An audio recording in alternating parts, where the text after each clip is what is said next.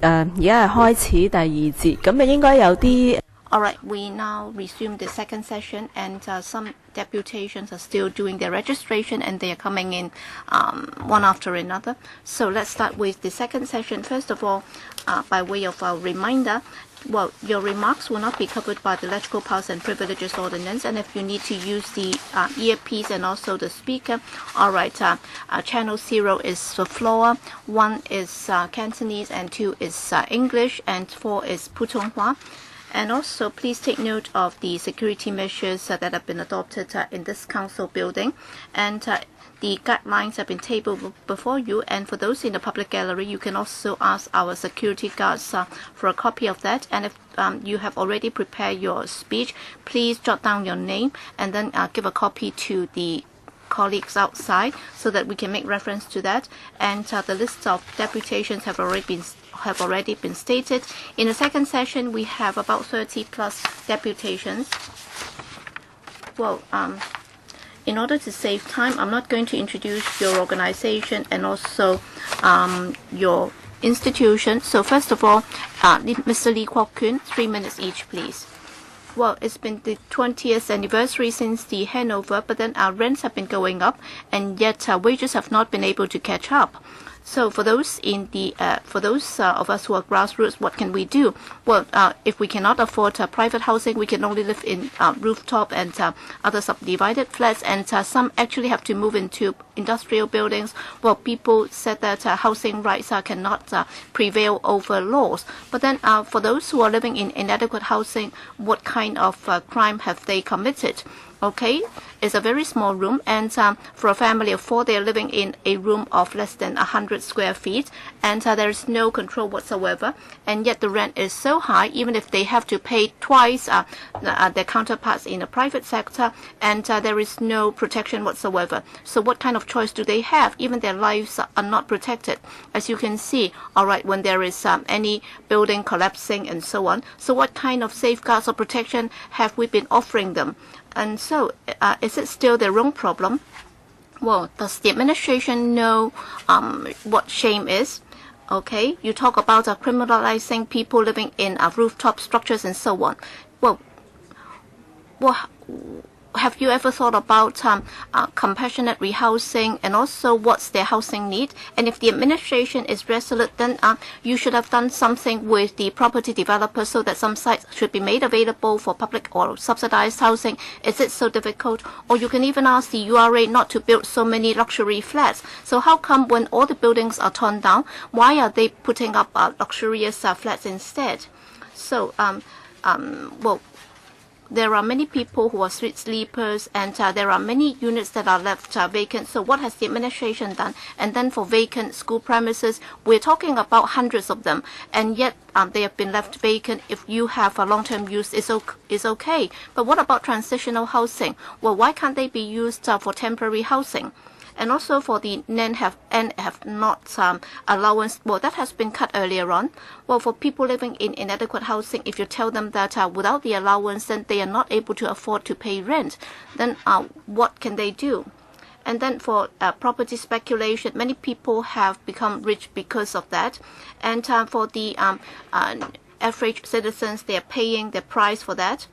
So it's like magic. And then in the new term of government, if you really want to do something, then why can't you show the community as to what you can do? All right, we have the property developer hegemony, and also they are raising prices, and also sites should be made available so that people can really have their basic human rights. Ms. Yu Chok Lam, thank you, Madam Chair. I noticed I have been paying attention to the speeches in the first session, and Madam Chair, you have been managing time very strictly. When the deputations wanted to say more, you asked them to stop. I hope the same efficiency is applied to the solving of housing problems of grassroots people. In the last session, many Kai Fong and deputations have made proposals on how we can offer them real help.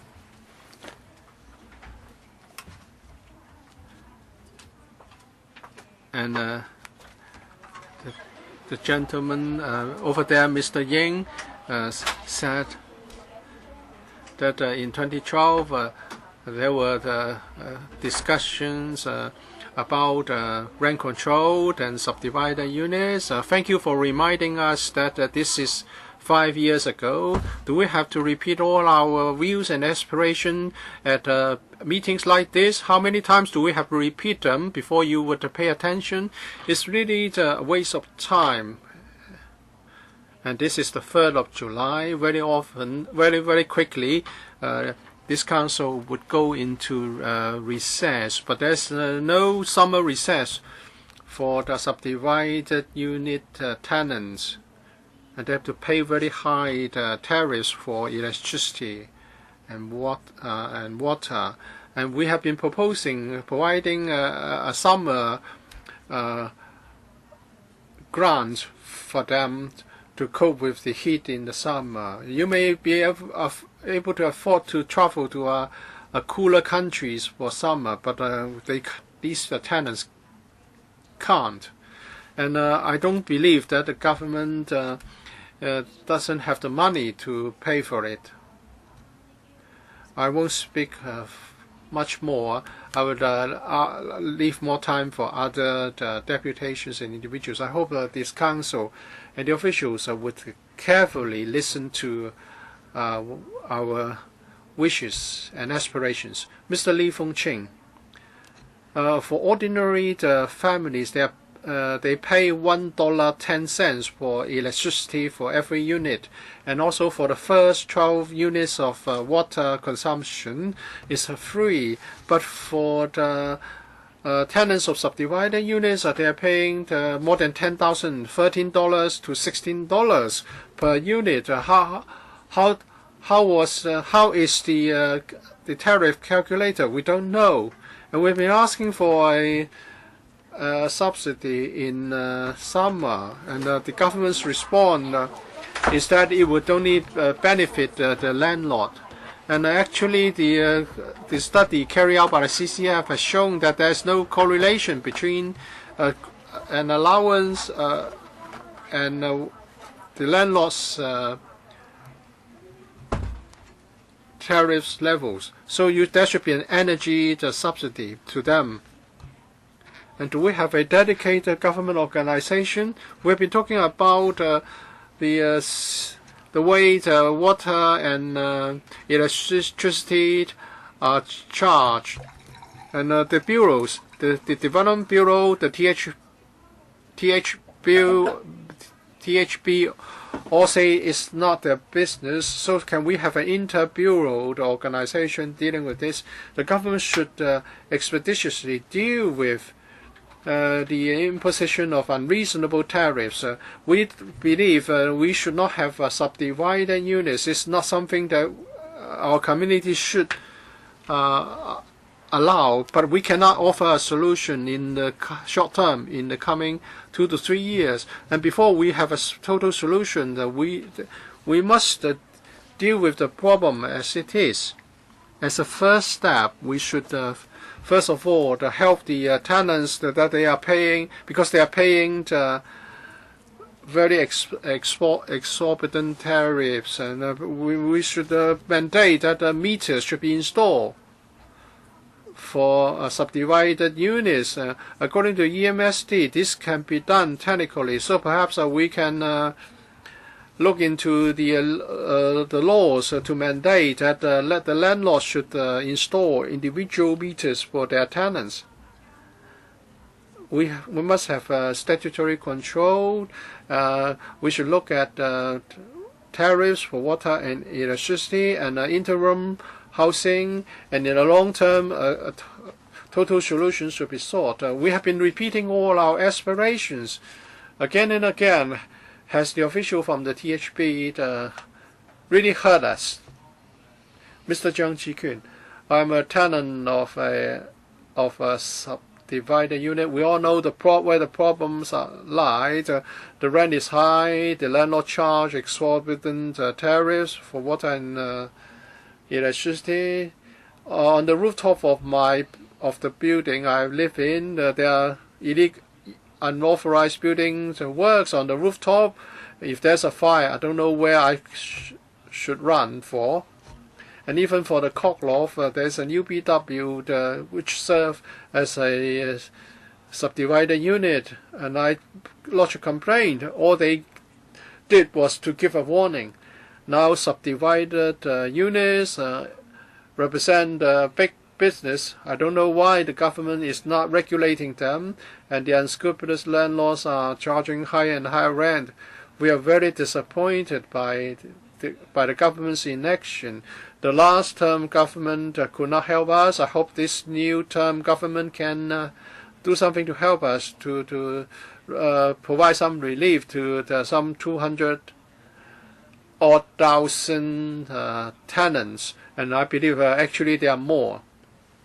I would like to first of all make some proposals which have been referred to by many others. We should increase the production of PLH. We should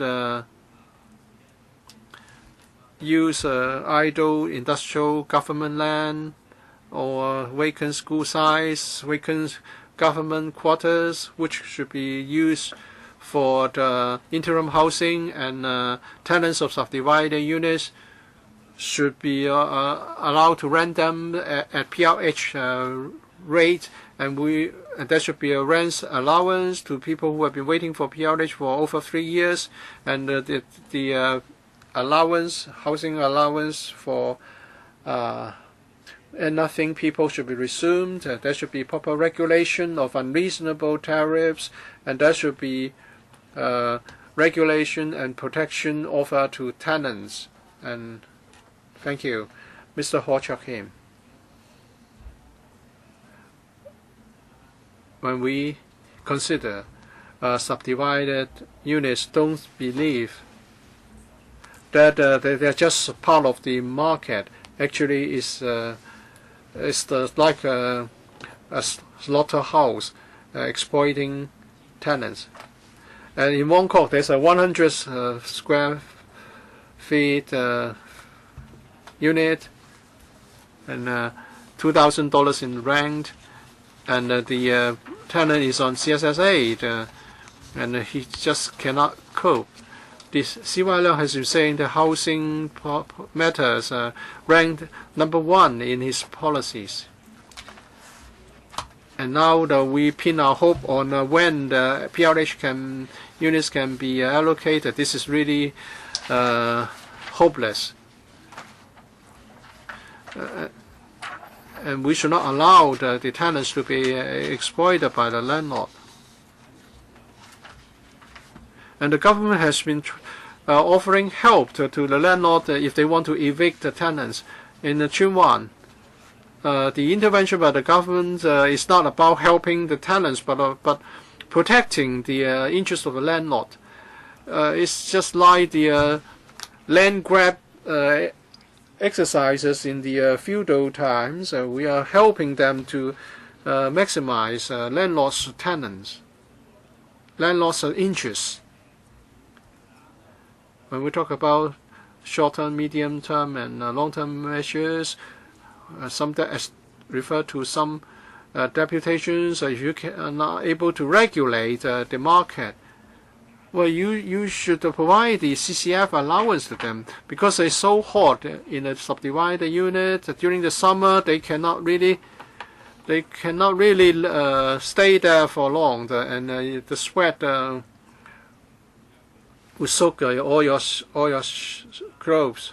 And now this allowance will end. Nothing was cancelled, although it had got nothing to do with rent.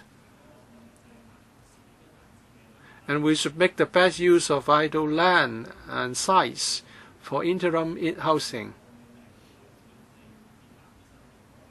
We have been talking about fostering a sense of identity during the period when we celebrate the reunification. Please give them proper homes. Otherwise, they don't know how they can regard Hong Kong as their home in the future. Mr. Cho. paying K. This is about me. I'm a glassrooter. A few years ago, because of personal reasons and physical conditions, I moved to a subdivided unit. I'm waiting to be allocated a PRH unit. In the past 4 years, I have experienced rental increase, forced eviction by the landlord. The landlord doesn't care about the tenant. They keep increasing rent. They impose high tariffs for water and electricity. I tried to find cheaper accommodation, but I couldn't find any.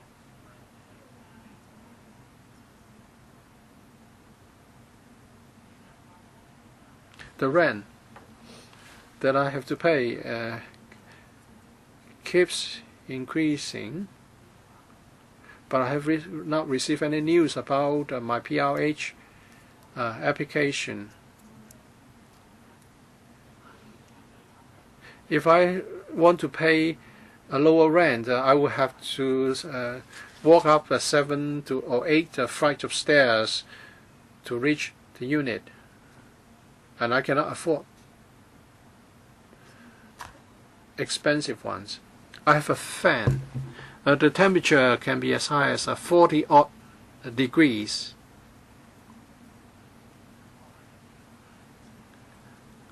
I want all of you to consider whether the unit is actually livable.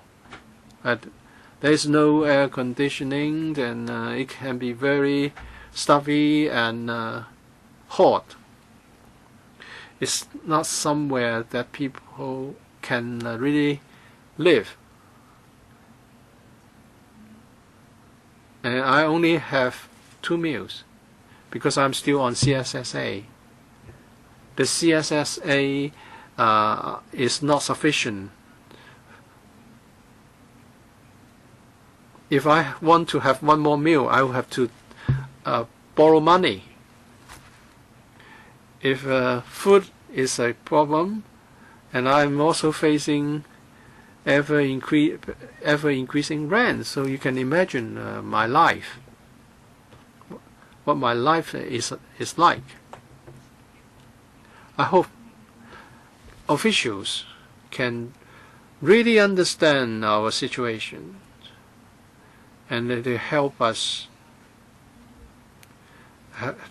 resolve the problem of our inability to get a PRH unit. Mr. Fong Bo Q, in the paper given to this panel today, they have responded to the suggestion of interim housing, and they are talking about the bigger picture. And because of this, they are not in favor of rent control and interim housing. But most deputations have suggested that these 2 measures will be important. So is it more reasonable to go along with with our personal experience, or is the argument of the government sounder than ours? I would like to respond to what Mr. Ying has just said. It said that the direct solution lies in the provision of PRH units. The average waiting time is 4.6 years. According to government documents, these short-term measures are not going to help our community. Well, so it's 4.6 years in waiting time. Please wait, and if you're lucky, you'll be allocated a PRH unit. If you can't wait that long, well, you have to figure out for yourself a solution, and the government would not help you. It's 4.6 years. I won't help you further. Is that the position adopted by the government? So you are saying that there are no short-term or medium-term assistance, there's only the long-term one. So how are you going to help tenants of subdivided units, but the government is saying that no short-term or medium measure will be offered. So what's our discussion about? Many of these tenants live in crowded and hot units, and there's nothing in their units.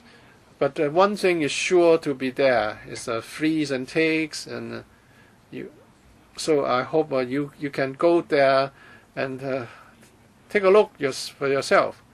So in a modern city like this, we have people living with fleas and rodents, and if you can survive there for 4.6 years, you'll be rewarded with a PRH unit. So the government keeps saying about getting the problems resolved in the long term, but it would take more. It cannot be resolved overnight. The government keeps saying that this cannot be resolved overnight. So doesn't it mean that with the long-term strategy is not working? Well, I think if you ask a 3-year-old, they will also tell you that housing is the #1 problem. In the past few years, community organizations have been conducting surveys on subdivided units. There's a common thread, a common feature. The tenants are living in smaller and smaller units, then they're paying higher and higher rent. They are paying the rent on a par with luxurious apartments, but it's very substandard. And the government tells us that there are a certain number of subdivided units, 88,000 subdivided units, according to the government. But community organizations have come up with a figure of more than 200,000 subdivided units, and the number gets bigger and bigger. So how would the government respond to all these matters? The government's paper keeps talking about the long-term housing strategy, but this is a weak strategy. And when faced with people's aspirations, such as interim housing, rent controlled, and use of vacant sites and idle buildings, the government was saying that. Will be saying that if, according to overseas experience, there are many undesirable consequences of bringing in rent control. But rent remains a big problem. Many tenants are living in very poor conditions. I wonder if the officials have heard about concrete mixed with rice. In their unit, if there's a heavy truck passes by, the concrete will fall from the roof, and it will be mixed with the rice that they are eating. And if they are unfortunate, the concrete will fall onto their head. And these are people living in substandard accommodation, eating with pests and rodents. But do government officials know this, or is it that you know but you are unable to resolve the problems? A number of people have already talked about this regulation of overcharging of utilities, and people are living in an appalling environment. In summer, it's intolerable heat. Next. I've read the response paper, that is measures to alleviate the housing difficulties of residents of subdivided units, and it says that construction of public housing is the solution. Well, we talk about 4.6 years for flat allocation. Does it mean that during that period people will have to suffer from ever-increasing rental, appalling living conditions, rats and pests? You have never lived in the subdivided flat, so you don't know how appalling it is to live in a place where it's subdivided into 9 flats. You said that with rent control, people will, landlords will be more picky. It's unfounded. I would like to see some survey or information paper after the meeting so that you can prove that there will be less premises available. Landlords will not leave the unit idle because it's a cost to them. In order to improve the living standard of subdivided flats residents, I do think that for short medium terms there should be rent control.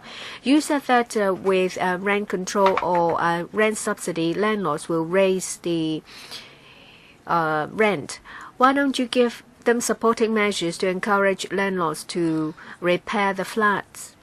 And if they provide an reasonable accommodation, then they will receive some kind of subsidy. So it's an incentive to get them to comply. What about co-housing? In Germany and in the US, it's very famous.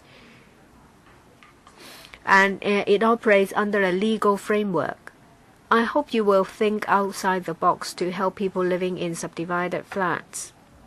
We hope that with the new government, there will be new line of thinking. Don't just stop at just a no. There should be some concrete measures to help those living in subdivided flats. Thank you. Next, Mr. Wei Ming. Thank you. I am a social worker from Integrated Family Service Center. Half of my work is spent on answering questions related to housing, say for example PRH eligibility, and then some people will come to me and say, I want to apply for compassionate housing. I would like to say that compassionate housing is not a solution to address housing problems. Sometimes our hands are tied and we can't help. It's the minority when we can successfully help people. I would like to give you some examples. In one case, it's a mother. Every night, she has to keep the night lights on to try to catch fleas so that the two kids can sleep well and go to school the next morning. Every time she tells me the story, she cries. Another one is a burly man taking care of an old mother. In a subdivided flat, this burly man cannot sit properly on the toilet, and every time when the man helps the mom to bathe, the room door has to be kept open. We see people suffering, stewing in this horrible environment until they get depression. Just now, Mr. Ying said in 2012 there has been a number of suggestions and proposals discussed, and today it's the same idea. Why? Well, these proposals have been talked about and discussed, and if you think they don't work, come up with something that works. I ask legislators to help as well. An average waiting time of 4.6 years. There is a false hope given to households because they will have to wait for 8 years before first allocation. Give us some realistic data so that people will get an idea how long they will have to suffer in this appalling situation. For 4P household, 5P household, 4 to 6 years, you say. And I have 3 cases. The couples cannot divorce. They are elderly couples, and they can't get public housing. You would think that well, it's easy to get a divorce, but without a marriage certificate, they can't divorce, and so they can't get public housing. Next, Mr. Ho Wai-Kei. Good afternoon, everyone. I'm from a Christian service. We were set up in 1987. We reach out to street sleepers. We also come into contact with 700 households in appalling living conditions in Sham Shui Po and another area. We don't see any improvement in their living condition.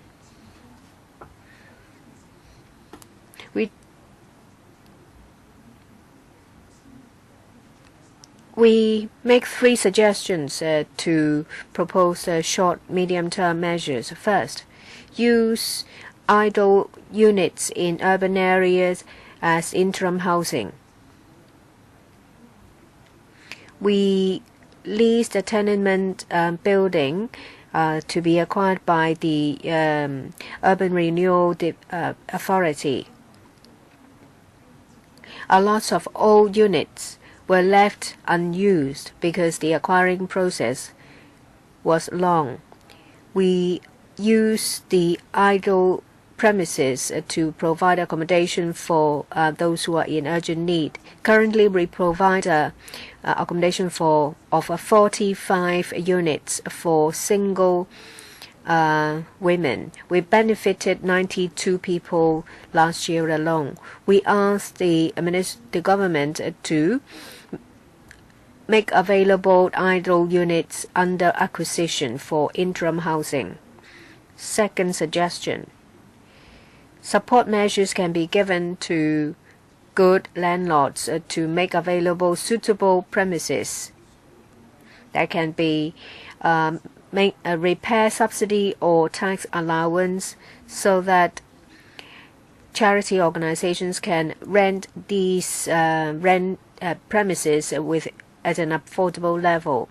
We currently provide 18 accommodation for 11 singletons and 3 single families. The term will last for 2 to 3 years, so that tenants will have more time to save up, so that they can afford to rent in the private market. I asked the government to take the lead to encourage more good landlords to make available their flats. 3, to encourage community groups to become landlords, and they will also take up the management and operation of units as well. Well, there is a landlord who is willing to let out units at an affordable level. These flats are managed by a religious group. Apart from speaking for grassroots, I also speak for singletons. I've read the document. I understand why Mr. Ying said that we are repeating ourselves. You said increasing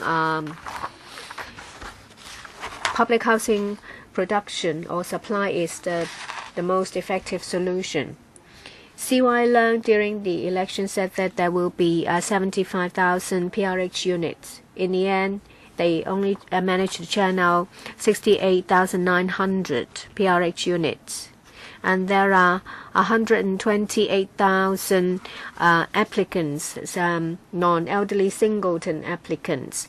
So they only produce about 2,200 for non-elderly singleton applicants. That means non-elderly singleton don't benefit.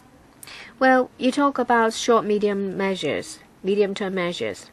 Well, you say no to rent subsidy, rent control. So grassroots and singletons, what are they supposed to do?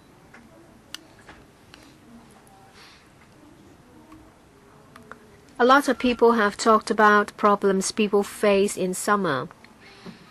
And you have read from press reports about concrete falling down and the balcony falling down. So I'm sure you get the picture. Singletons in face of the short and medium-term measures. You mentioned about low-income working family allowance work incentive transport subsidy scheme. Let's look at the working family allowance. You are not a family if you're by yourself. So what support do you give to singletons?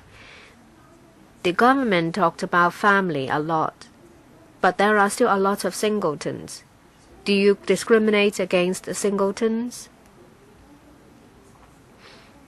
So I ask the government to tell us what supporting measures there are for singletons. I'd like to also talk about rent control. If you rent, there is no protection. Starting from Michael Yuen's 9 measures, he said that there will be a review once every 3 years about the Landlords and Tenants Consolidation Ordinance. However, there has been none. The secretary for TH is not even here. There are 2 sessions. A lot of people turn up to speak their view, and the secretary is not here. So is the THB sincere to do something to change the situation? Can they give us information and some figures to show us they are sincere to make changes? Former Secretary for Planning and Lands, Michael Yuen, said in 2005 that with sufficient supply of HOS, the bill struck a balance between the rights of landlords and tenants that formed the basis of cancellation of rent control. But now you see what the market is like. There is an imbalance between demand and supply. Rent has been increasing. It's gone through the roof. It accounts for half of a lot of people's salary.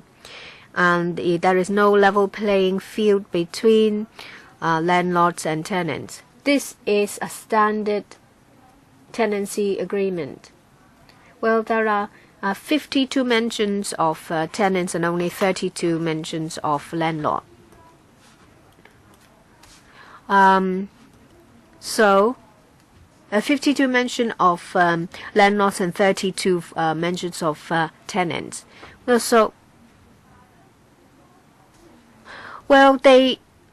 So they very often talk about what tenants can't do. However, the obligations of landlords are not clear.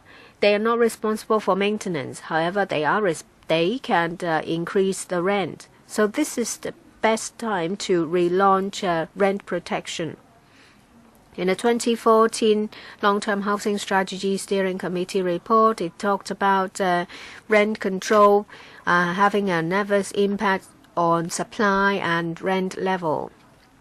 I know that rent control is controversial. What about protection of rights to rent? This is to ensure that landlords and tenants are on the same level. You only talk about landlords being picky, but aren't they picky already? A lot of low-income families have been turned away. Why doesn't the government do it?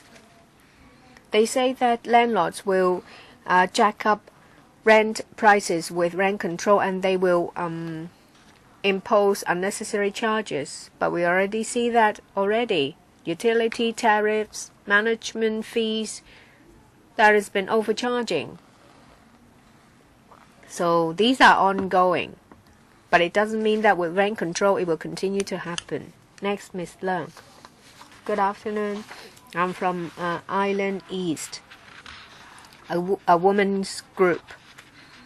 Well, rental for subdivided flats is increasing at a rate higher than that of other flats. 100 square feet will fetch $7,000 in an appalling condition with rats and pests, leakage everywhere, blockage of fire escape, block staircase. Previously, we heard about a case when a subdivided flat collapsed. So it's simply not safe. We ask the government to build more public housing to solve the problem. The government keeps saying that there is not enough land, and they want to use country park.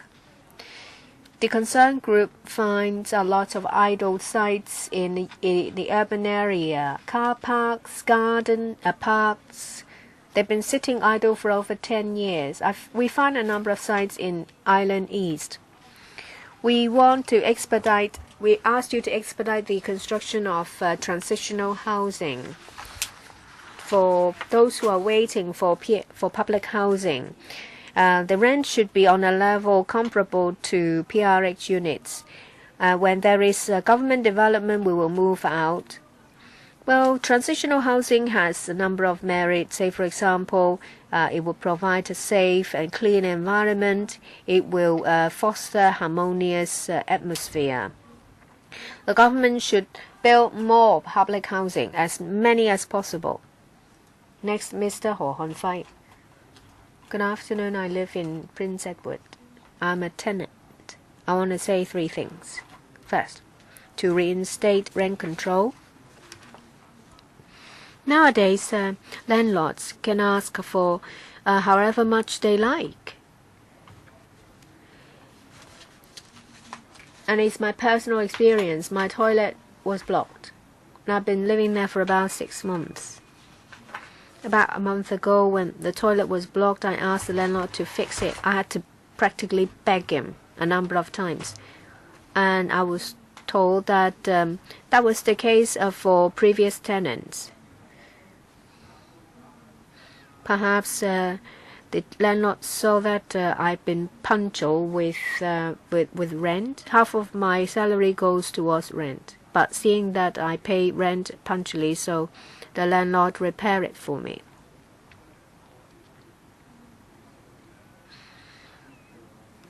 Well, I tried to convince the landlord to fix the toilet.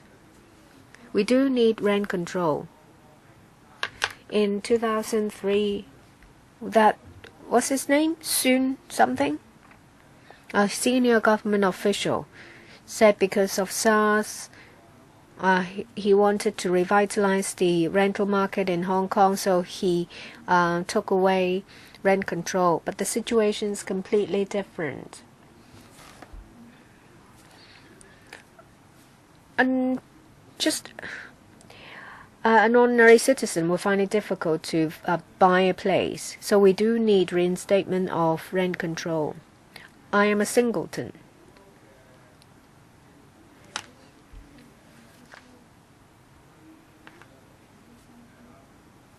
We don't benefit from the subsidies. The subsidy for those who have not under the community care fund, it's cancelled. We don't enjoy a low-income working family allowance because you need a family. I can at most apply for work incentive transport subsidy. You know how low wages are and how expensive things are. Prices increase higher than my salary. So I ask the government to provide us some benefit. I don't want to apply for CSSA.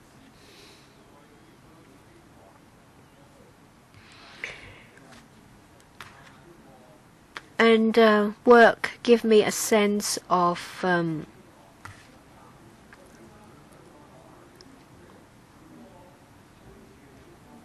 make me feel that I'm doing something. So where there are idle sites, there should be a public housing built. Next, Mr.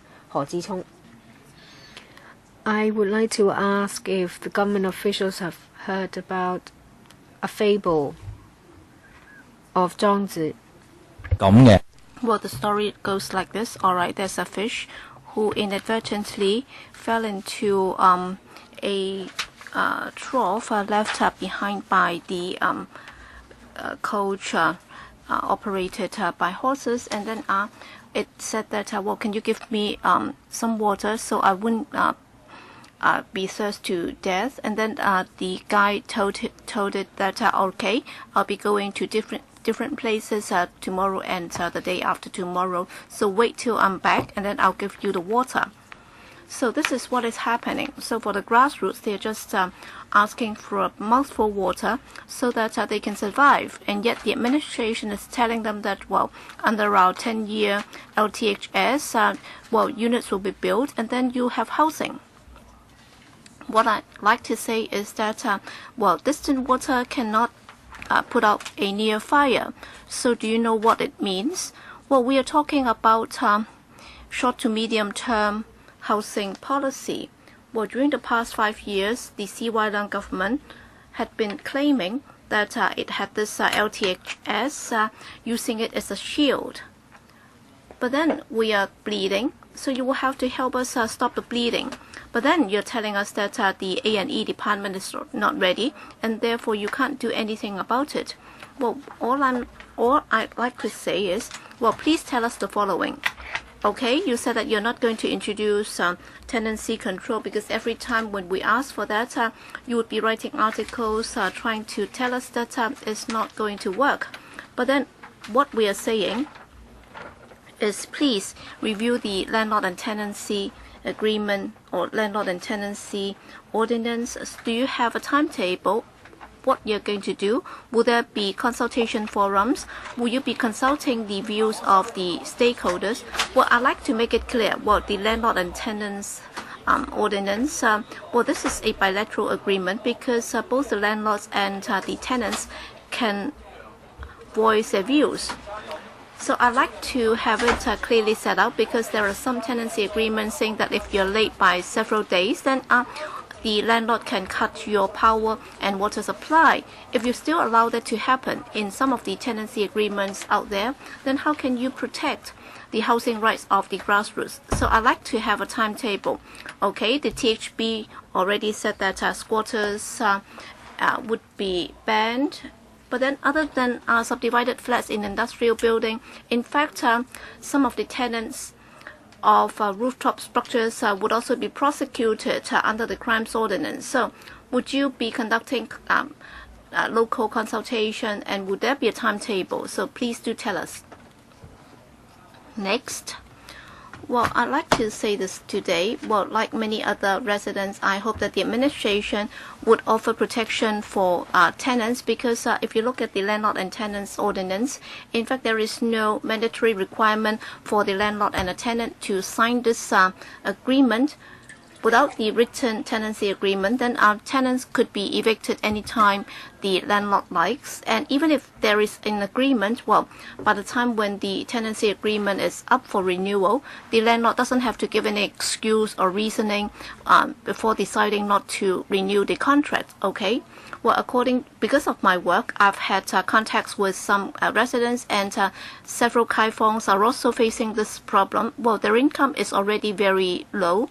And also because they have a relatively large family, and therefore there aren't that many units that would be suitable for them. Either they are too small or they are too expensive, and because of the time pressure, they have been under stress and they will have to identify a new home within a month's time. That would be quite harsh on them, and therefore the administration has the responsibility to review the legislation in detail. For example, for the notification period, it should be extended to 3 months so that the tenants will have more time to consider the future and also more time to look for a new home. And there should also be requirement for the landlord to sign the agreement, and they should also pay stamp duty so that both sides can be protected. And the administration could also afford a renewal right for the tenants so that under certain circumstances, the landlord would be allowed to terminate the contract. Yes, the landlord can also decide not to lease the premises, and as a result of that, there would be fewer units available, and there would also be other adverse consequences. For example, they might be overcharging the water and utility charges, and also they might also revise the terms of the tenancy agreement so that the landlord and tenant might not be able to establish their relationship. Yes, there might be counter effects, but then you cannot just say that because of this you're not going to do it at all. In fact, you should have plugged the loopholes. For example, for vacant flats, there should also be a cost attached to it. And also, we have already stated the reasons why we are against it. But then the administration has not said this. That is, today's rental market is no longer like what it used to be. And the rents are already so high that they are no longer affordable. So I hope that the new term of government would not be singing the old tunes of the previous government, because the rights are unequal and many tenants are facing eviction. Next, Ms. Channing Kan. Good afternoon. I'm from a concern group, and we represent a group of grassroots who are facing a lot of difficulty, and we'd like the administration to relaunch the tenancy control, because it was launched twice in the past, in 1998 and also 2004. And without this, the grassroots would not be able to afford the rents, and the waiting time for PRH is too long, and also the units are too small. And we have had this tenancy agreement, which is outrageous. I'd like to show a copy of this to you. Okay, so this is just a room of 100 square feet, and they are charging $8,000. And then for power tariff, it's so high, so they are actually charging us $1.70 for every unit of power. So it would add a lot of stress to the tenants, and they are not able to have security in their accommodation. So we hope that we can restore or reinstate tenancy control, so that the grassroots would not be subject to such exploitation, because these are unreasonable tenancy agreements, so that the landlord would not be permitted to increase rents higher than the rate of inflation. And tenants will be able to renew their tenancy agreement as of right, unless they cause nuisance to others. So this is our request. Thank you. Next, Mr. Lee.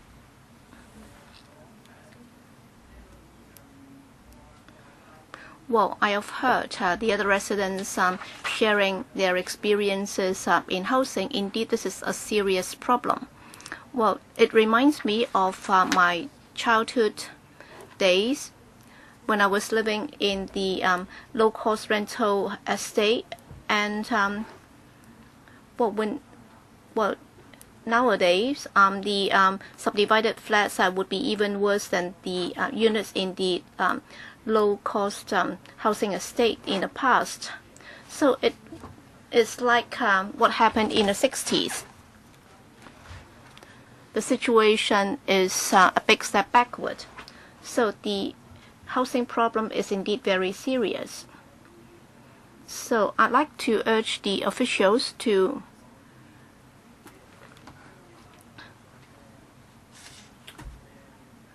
resolve these problems.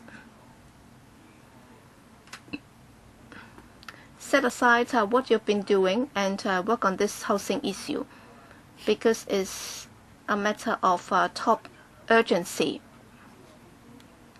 And also for the construction of public rental housing, well, all of us have been waiting for it. You should make use of all the sites available and try to resolve this problem. When it comes to land use, all sites should be used for the construction of public rental housing.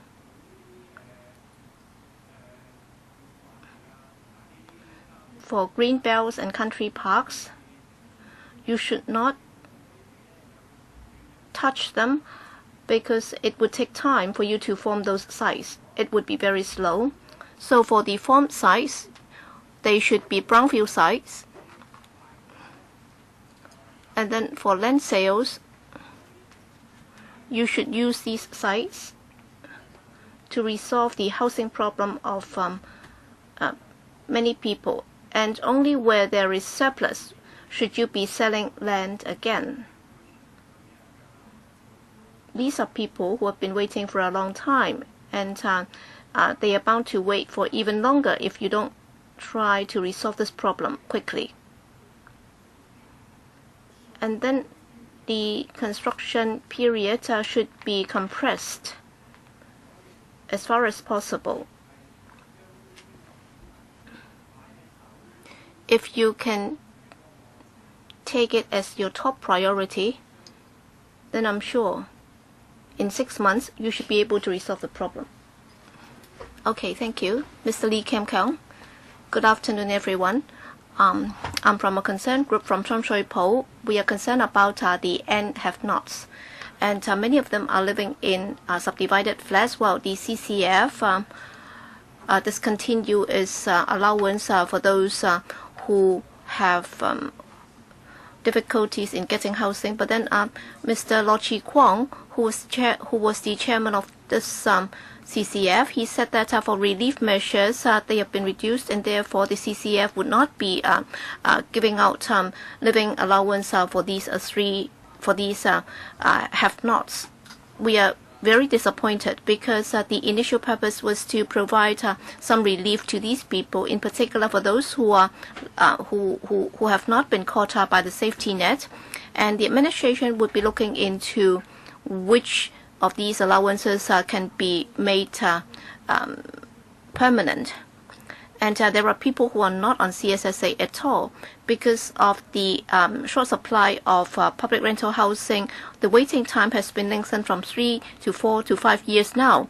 And as a result, there is no end in sight for our waiting. And we have to pay rents which are higher than that of luxurious flats. And yet we are living in subdivided flats. And we are subject to a lot of economic pressure, and the CCF has been able to offer some relief to us, and as a result we've been able to get some support, and that would also ease our pressure. So for those of us who are the N have-nots, this is a very much needed help. For those of us who are living in subdivided flats, without this allowance, our living would be even more difficult. Well, during the past 4 years, the allowance from the CCF has not resulted in dramatic increase in rents, and therefore we believe that the CCF's living allowance should not be determined by the budget, whether or not there would be relief measures under the budget, and the new LWB should also turn it into a regular item for the grassroots, because it's effective. A few days ago, when President Xi Jinping came to Hong Kong, he made a very succinct point. That is, housing is the top problem in Hong Kong. I hope that the THB will try to resolve this problem during this term of government. Next, Mr. Lee Tai-shing. Thank you, Madam Chair. I remember in 2003 and 2004, well, there was a serious problem with the housing or property market, and Michael Soon introduced 9 measures to help salvage the market. And we already said that, well, for tenancy agreement that has been terminated, and there was no planning for subsidized housing and PRH, and when the property market revived, it would be the grassroots who would suffer. All right, this is a self-fulfilling prophecy. Okay, there are over 100,000 people in the waiting list. So the administration has been supporting the property market, but what about the grassroots who are on the waiting list? All right, Mr. Chiang, we can also say that Mr. Chiang doesn't have any initiative to help the people. And after 3 years, the allowance was cancelled. So in the new term of government, what initiatives can you introduce to help the grassroots who are living in dire strait? In fact, there are 3 types. First, on the subsidies, we have the N have-nots, and also for the we also have the removal allowance and so on and so forth. So we have a series of allowances, and these are the initiatives that you can do. And then for the welfare agencies and also for the social enterprises, we have the vacant sites and also the sites available under the flyovers, and also the STT sites, and also vacant school premises, and also for intervention measures. You can also introduce tenancy control and also control on utilities, tariffs, and so on and so forth. So in the end, what is the new government going to do? So is Mrs. Carrie Lam going to introduce more measures, or is Mr. Chen going to introduce more measures? All right, we've been talking about 30, 40 initiatives that you can take. So in the end, what is the government going to do? Finally, for the current rental market, and also for inadequate housing, what we find to be most regrettable. So all of us would like to do this.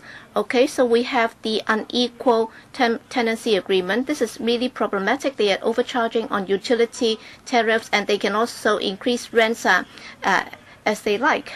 So let's stand up and tear it up.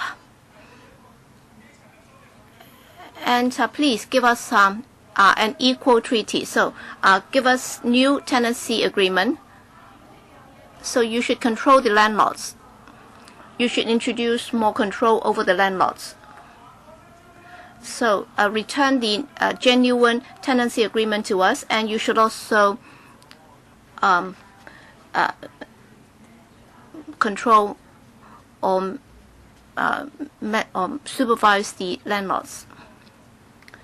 Yes, I think many people have shared their experience in living in subdivided housing, and there are also dangerous structures, for example, spalling and so on and so forth, or falling concrete. Well, I visited a guy who was living in rooftop structure, and what would the landlord do? All right, well, he added an iron cladding there, but then in summer it would be very hot, and also the walls would also have mold and so on. So how about turning on the air conditioner? But then the landlord would overcharge him for power tariff.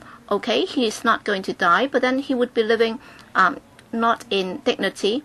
So can you imagine that in this very developed place we can have people living in such substandard conditions? All right, all he's asking for is that he can live in a decent place so that there would not be water leakage. There is a window for him to breathe fresh air. So he's not asking for too much. All right, the administration made a pledge that the waiting time for PRH would be 3 years, and now we've been told that it's 4.6 years, and then for singletons, they would have to wait for even longer. Okay, you're not able to honor your pledge, so you will have to do something else. All right, we've been talking about this, and here we have this public hearing on short to medium term measures to ease the housing problem, and for site for housing development, most of them should be used for developing PRH. But then how long would it take?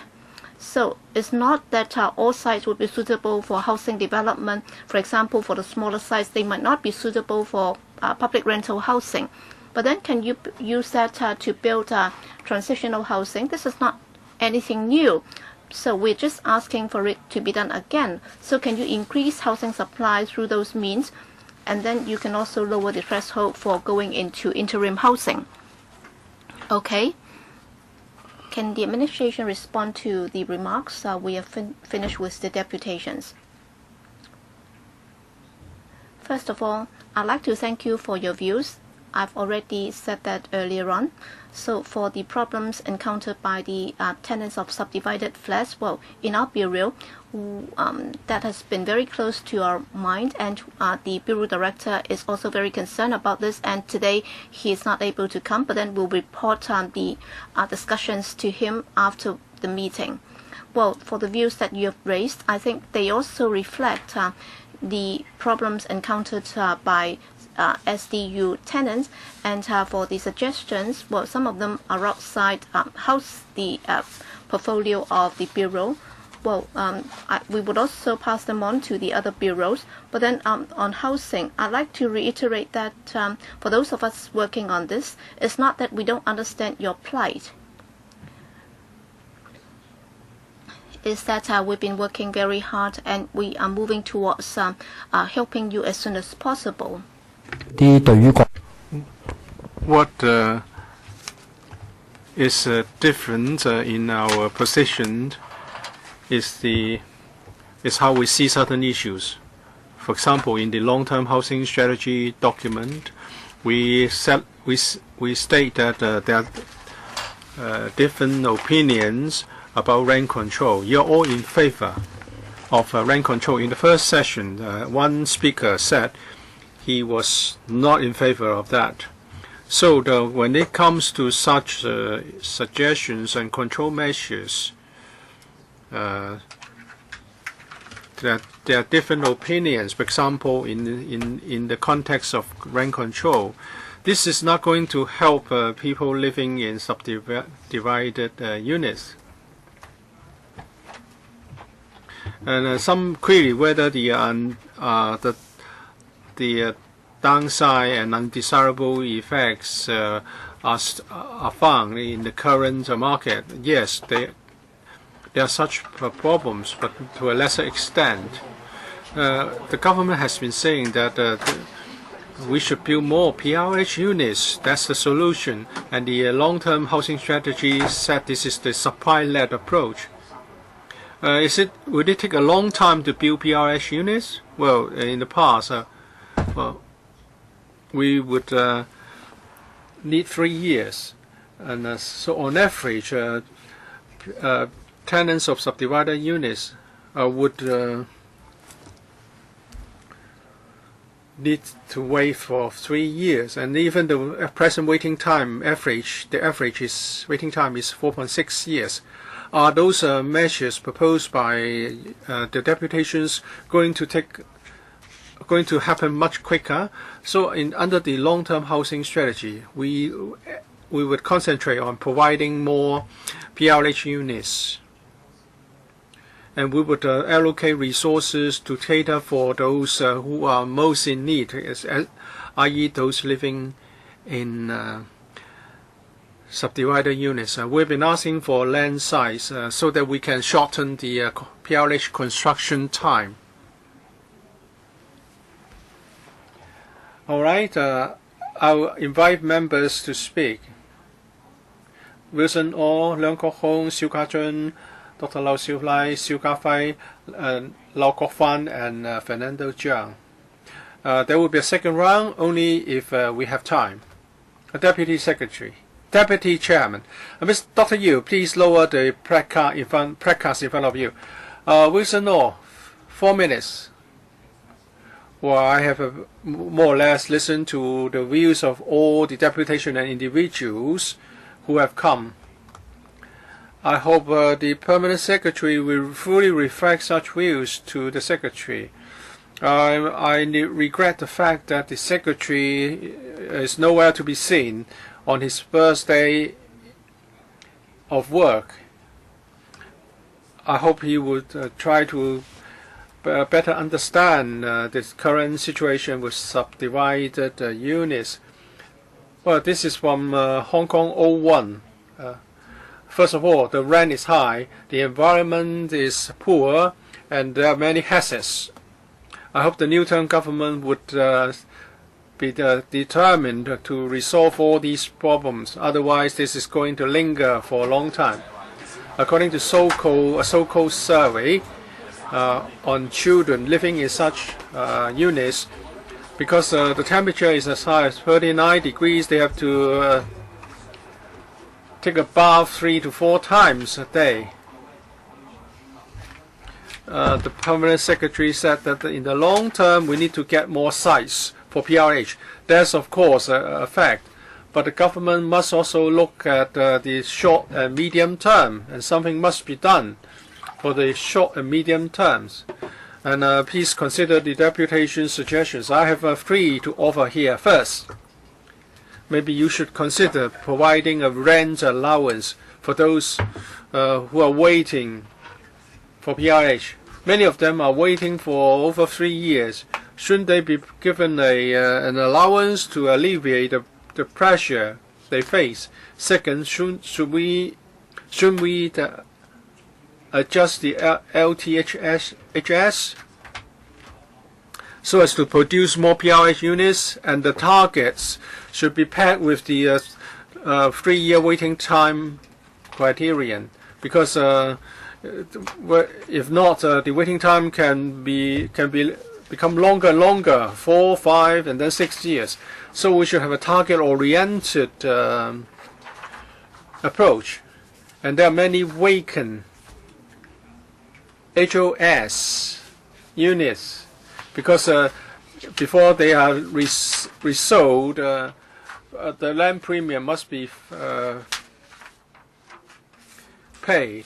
So please reconsider this proposal from DAB, and that is we ask social enterprises to be landlord of these unused HOS units. This would alleviate the shortage of supply of PRH and address the problem of high rental. Madam Chair, if we cannot solve the housing problem, the wealth gap will remain a problem. Rental is so high, then they can't even make their ends meet. I'll leave some time for the Permanent Secretary to respond. If it cannot do it now, please give us a written response. And please respond to the suggestions on how to help the grassroots. Our time is very short. Let me briefly respond. As we have said, providing a rent allowance is not going to help to improve the living environment, and because of the difference in bargaining power, the landlord would just try to get a share of the rent allowance. Under the LTHS, we have a target for the coming 10 years. We'll talk about premium unpaid HOS units. There are some legal problems that we need to address before we can consider that option. Mr. Leung Go-hong, you cannot supply the PRH units, and these people have to rent. This is of course not ideal.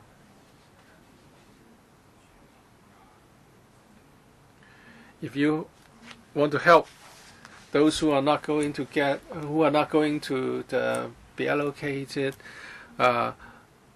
subsidized housing soon, then you should consider rent control. The Secretary does not come. I talked to Wilson Orr, and he was kind that the new Secretary might not have grasped the full picture. Well, it's no use for public officers to know the rules in the book.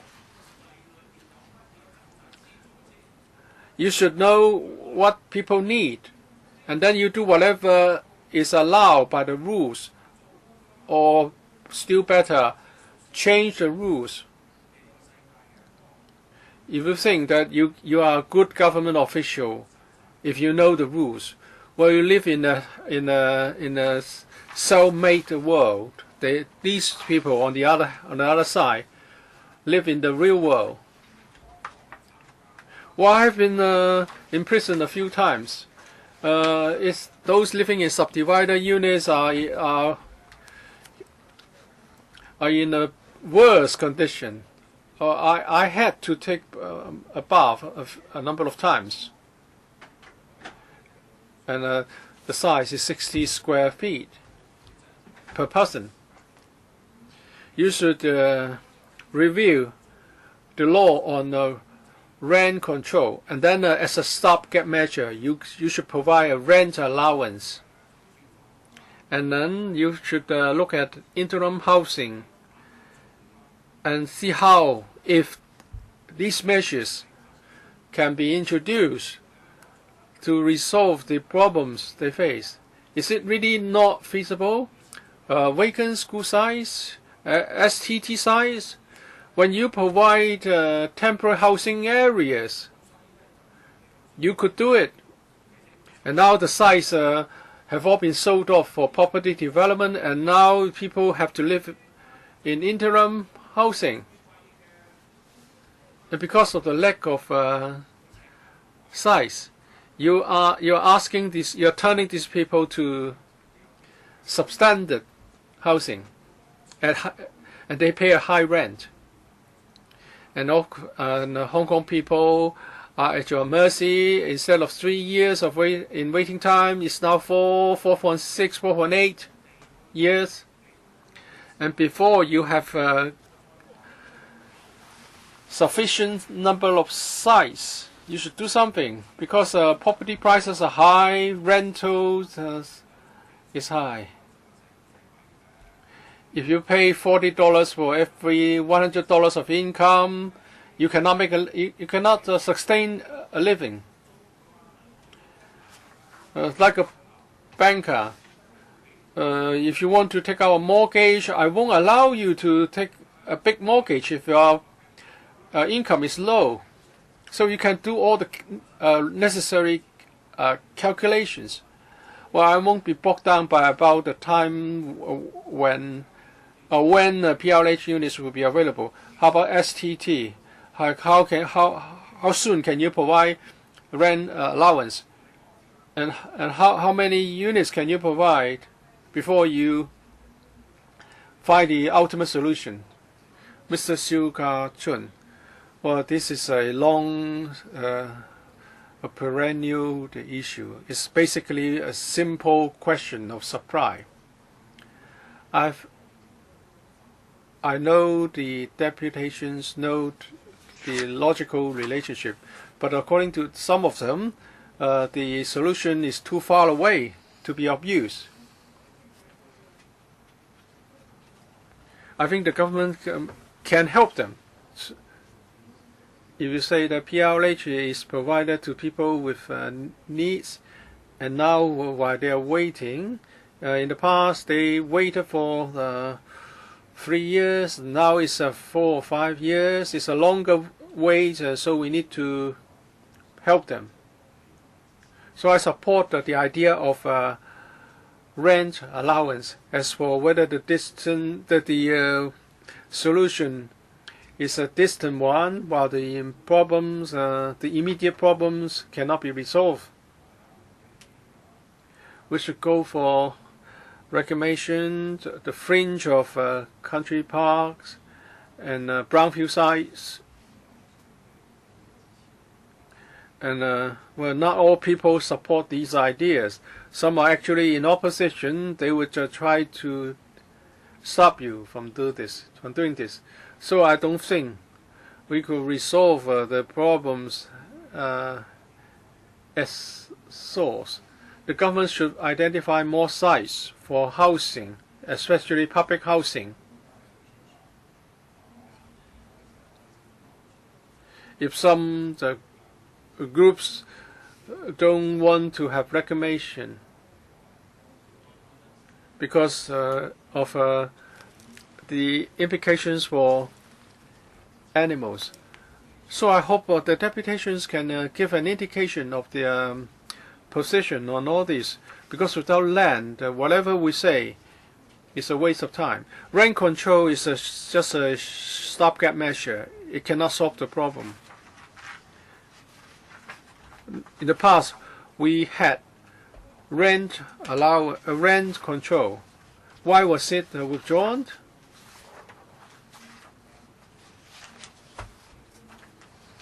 Rent control imposed on a low-value housing property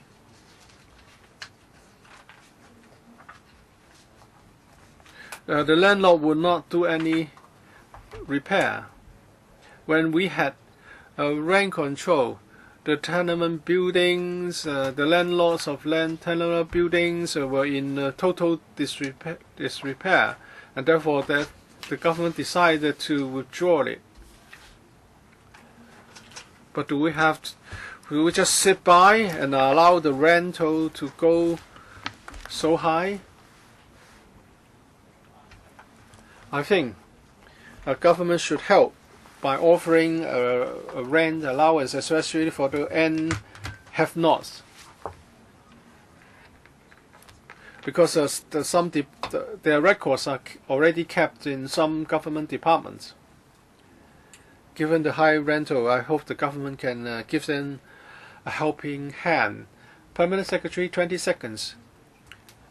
As in relation to the rent control, I've heard about it in various meetings. In the long-term housing strategy, we have talked about the problem as a supply problem. We need to provide a solution in the form of more PRH units. Dr. Fernando Cheung, well, this is an old issue. We have been talking about it over and over. The Permanent Secretary that he have been paying attention to the problem for many years. The longer he pays attention to the problem, the longer the waiting time for PRH. The community have make many proposals. The Bureau responded by saying that they cannot be done. No rent control, no rent allowance, and also the social enterprise providing better housing by with the assistance of kind-hearted and landlords. So what can be done? At the beginning of the last term, it was just over 3 years. Now it's 4.6 years in terms of waiting time. The more we talk about this, the longer the waiting time. We're talking about is it a solution to the problems related to substandard housing? The more we talk about it, the more serious the problem gets. And the proposals from the community are all rejected. And if you cannot resolve the problem, if all their proposals cannot be implemented, then shouldn't you step aside and let's get some officials who can really solve the problems? Are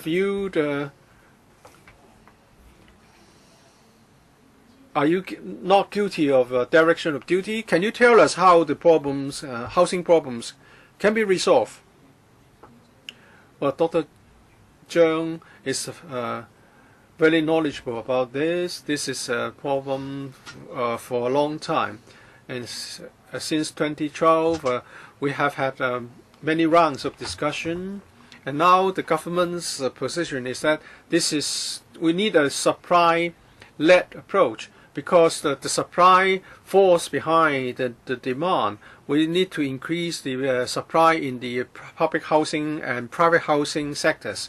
As regards short-term measures, I have already responded to them, such as interim housing. If we have a site which is suitable for a housing project, then the housing authority would certainly try to get the site through internal procedures. Even if we are talking about a small site, we would like to have a block built there so as to accommodate more people. The latest average waiting time is 4.6 years.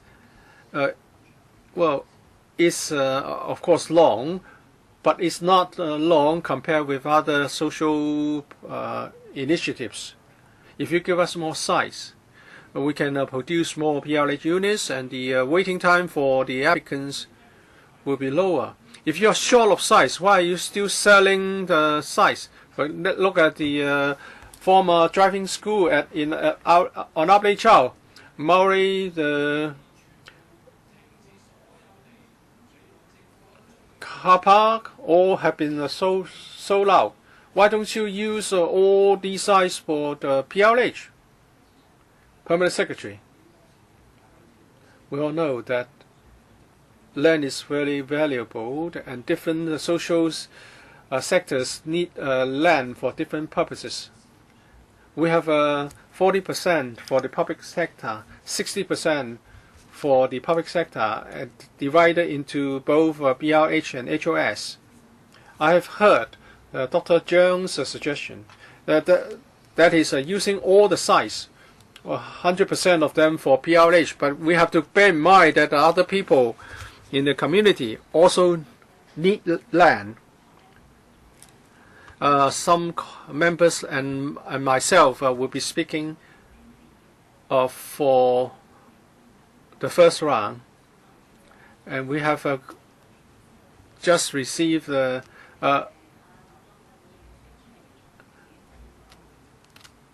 another deputation. Mr. Lau Kok Fan. Just now, my colleagues, Mr. Wilson Law has spoken about problems encountered by subdivided flat residents. Well, if we are to increase housing supply, then we need the then we need the Transport and Housing Bureau and the Development Bureau to work together to remove barriers. There has been discussions of over 10 years for the anti-northwest, and still there is the land acquisition is still not completed. It's supposed to construct a large number of units to accommodate, to house people on the waiting list. If you properly settle those displaced, then people will be willing to help. The problem currently encountered by residents to be displaced is that you refuse to relax income and asset limit. There is one block of PRH unit, offshore unit stayed in Shengshui. If you use that to house Kutong North, Fanling North residents, I'm sure that you can swiftly acquire land over there, and Kutong North and Fanling North will see construction of public housing very soon. Will the administration change its mindset and remove barriers together with the Development Bureau to properly settle those displaced? We have a consistent criteria for people who apply for public housing units. That is for equity and fairness. Well, if we allow people with a higher income and asset level to jump the queue, then it is not fair. This is what I'm talking about, bureaucracy. If you're so calcified, if you refuse to budge, well, yes, I do understand that, well, if you use one public housing block for resettlement, then that will be difficult. But what about using one newly constructed block? It's difficult to resolve the problem because your mind is so calcified. If you continue with this mindset, you will lose more than you gain. I haven't finished, and the member continued to speak. Well, that is the general principle, but for individual projects, say for example in NT North East, if the Development Bureau has a special idea, we will talk to them. If that is the case, that won't be what's happening in NT Northeast and the Park Ball Road development. It is to be taken up by the housing society. It will take a very long time. Well, if you have special needs, I'll talk to the Development Bureau. I hope, Permanent Secretary, you will remember what you have said here today. I'm sure that if you make good your words, it will greatly resolve housing problem. P.S. Just a quick word. I don't want any misunderstanding. Let me make it clear. As I've said, that we use the same standard to the hundreds of thousands of applicants for fairness. But if individual Policy Bureau would like to put in place some special arrangements for a particular project, we may make arrangements. Dr. Edward Yiu. And I think the PS has misunderstood about the proposal of transitional housing. He said that if there is a site available, it will be used for public housing. I have heard the 2 sessions. Deputations and individuals said that it talk about sites with a building on top that is laid idle. If you want to put it to other use, you have to go through statutory procedure. So in the coming 3 or 5 years, you will not be able to commence work. you can use the 3 to 5 years for that building to become interim housing. I'm not talking about a site with nothing on it and deputations ask you to build interim housing instead of public housing. No. Will you be willing to consider this kind of approach to provide transitional housing? Well, the discussion can be divided on 2 levels. Bureaus and departments very often come together to study these issues. Well, we have to look into whether there is a meaningful amount of sites mentioned by members and whether the relevant bureau and department can give us a confirmed answer whether the site will be put to use. Now, that is in relation to housing, but when it comes to land available, I am not on top of the situation, but I recall that there aren't many sites.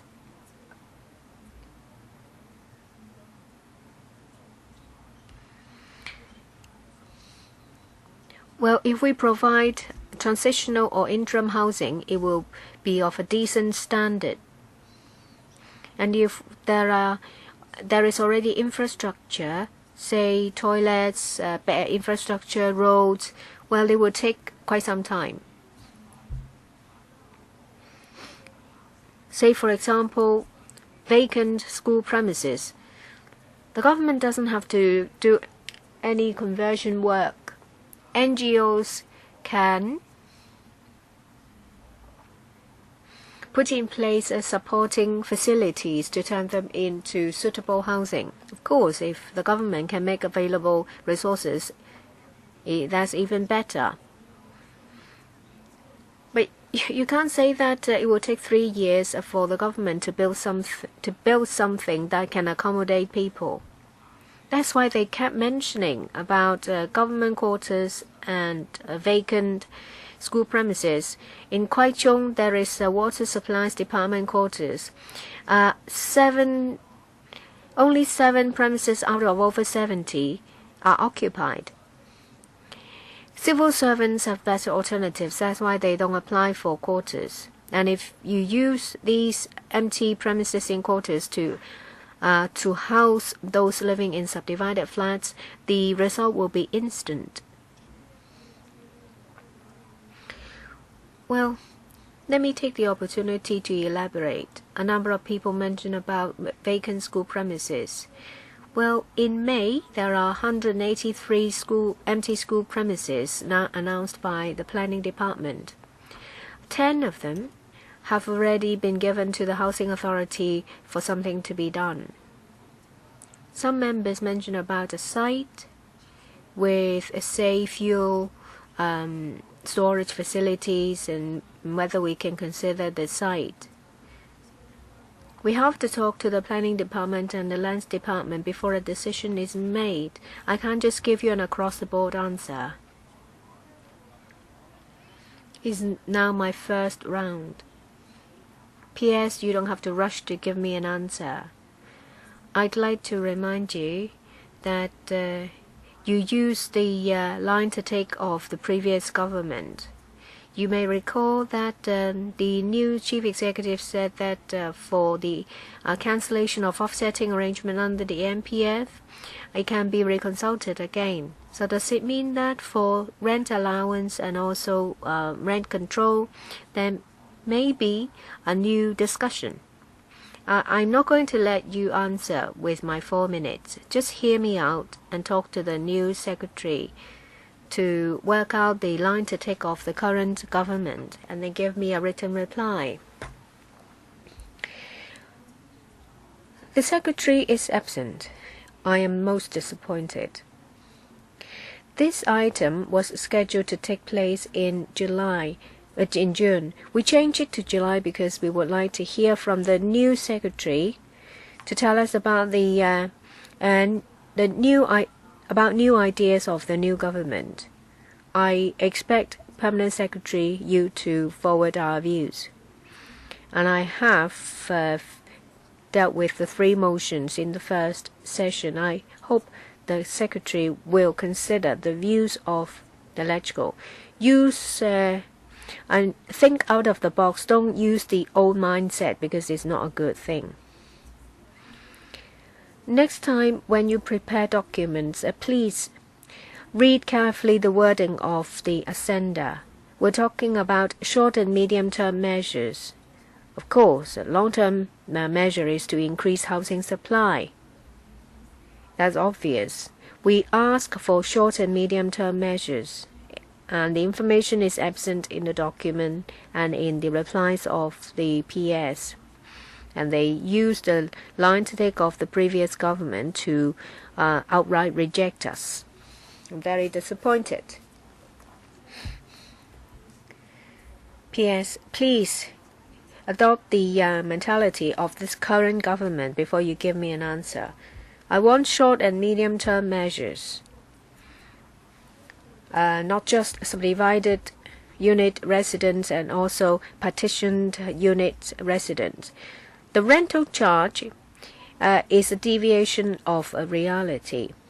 Rental have been increasing at an unreasonable rate. We ask for relaunching of rent control. The FTU proposes a three-pronged approach. First, to implement rent control. Well, for those with a rateable value of $60,000, they're mostly for grassroots, and there should be terms in the tenancy agreement specifying the notification period and the increase of percentage of increase of rent. We also ask for increase of rent subsidy, especially for those who have been waiting for 3 years for public housing. If they are eligible for public housing, they should be eligible for rent subsidy. The rent subsidy will not fall into the pocket of landlords because of rent control.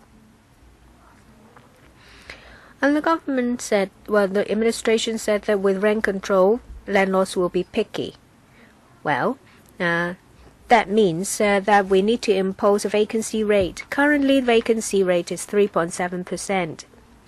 Of course, if you purchase a flat, especially tenant unit in a tenant building, you want to rent it out instead of let rodents infest it. So we need short and medium terms to help those living in subdivided units. Well, I will wait for my second round. Second round now is the Deputy Chairman. Thank you. I will shorten my speaking time. Sorry. Mr. Wen, we need to hear from deputations first. Mr. Lai Ging-guo. Sorry I was late. I would like to say that I find it regrettable, as the chairman said that Mr. Chan, the new secretary, is not here. Well, Mrs. Carrie Lam said that she asked for bureau secretaries to go to different districts. The secretary is not here. Mr. Yin can't resolve everything.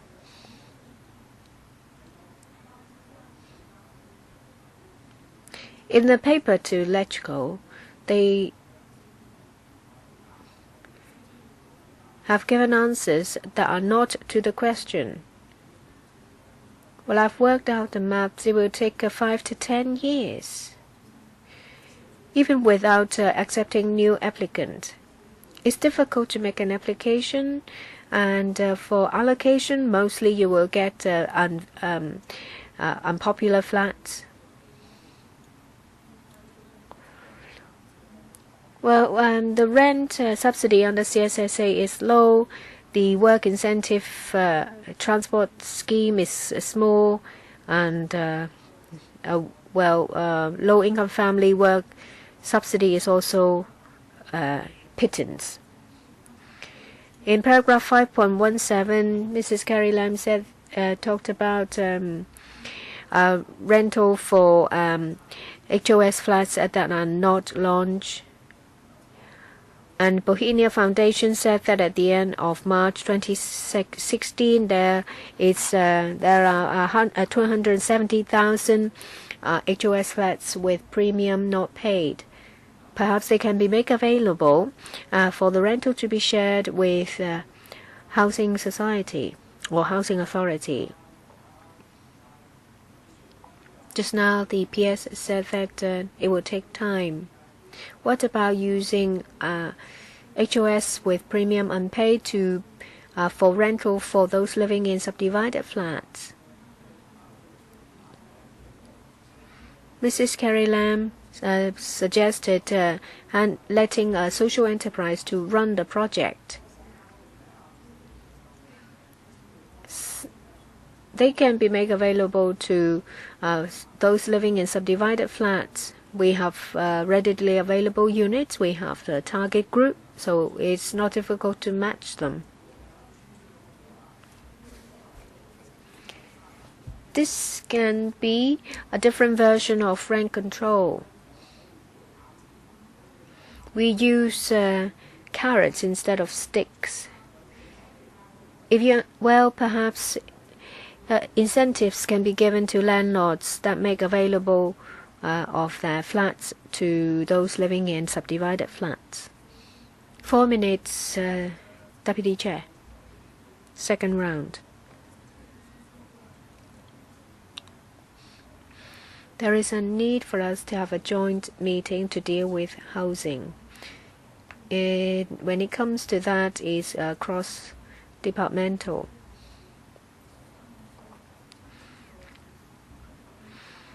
Well, whether it is those have-nots, welfare, labour, suitable housing, subdivided flats, well, I think different government will just say what they want to say, and it's meaningless. Previously, the government mentioned about 183 vacant premises, and there are 10 of them that will be used for village development. So out of the 183 readily available school premises, would you try to get as much resources to turn them into transitional housing? Well, you can simply build residential units there. Do as much as you can. A question was asked, but I think it's not answered. Transparency. It can be done any time. Don't tell us about the average waiting time of 4.6 and 2.8 years for elderly applicant. There is no transparency. There is nothing confidential. You can make available the information.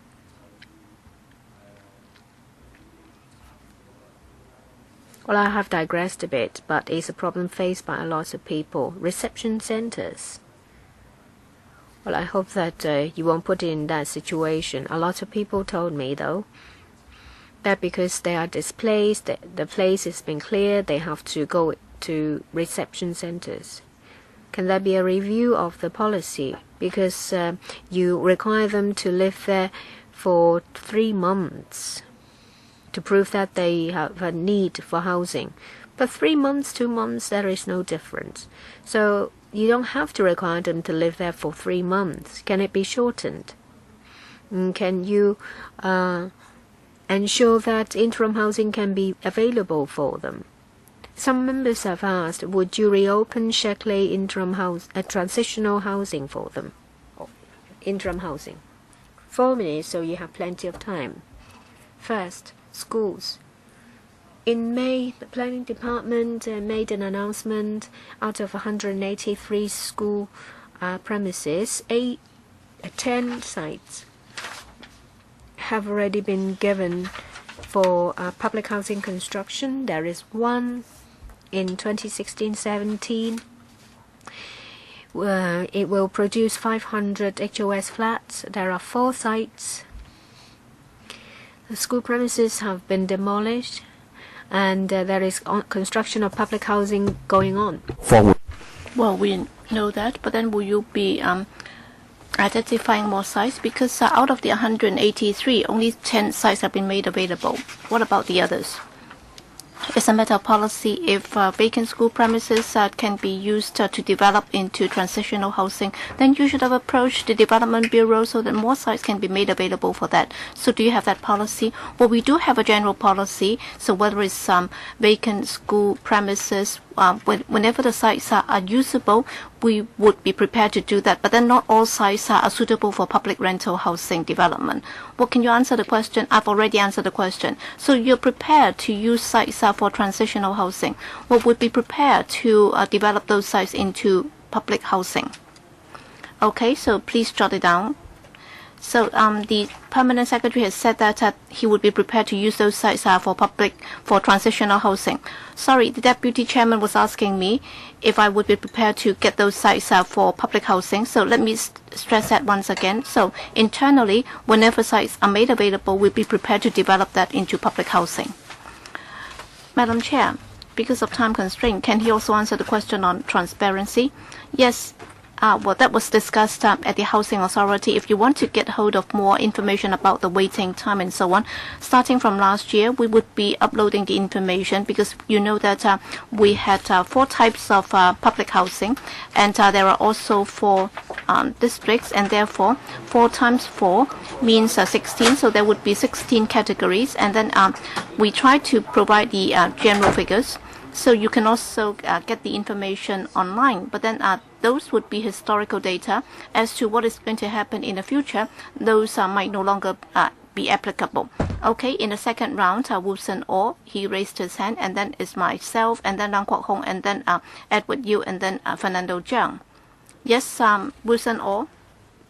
Well, Madam Chair, I didn't have enough time. That's why I like to put this to the Permanent Secretary.